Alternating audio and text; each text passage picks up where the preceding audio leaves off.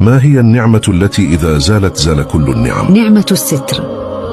فلا يتوقف الستر على ستر عيوب الناس وذنوبهم وفضائحهم، وإنما يتخطى ذلك وصولا لرزق الله لعباده حتى لا يحوجهم لغيره.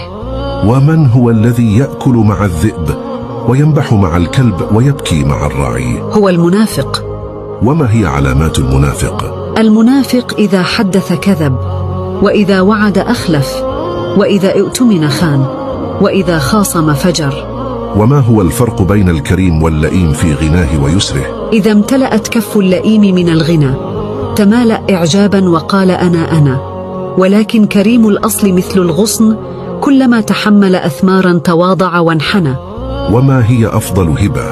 هو أن تهب نفسك لله، فمن وهب نفسه للدنيا لن تعطيه إلا قطعة أرض يدفن فيها، وأما من وهب نفسه لله فسيعطيه جنة عرضها السماوات والأرض.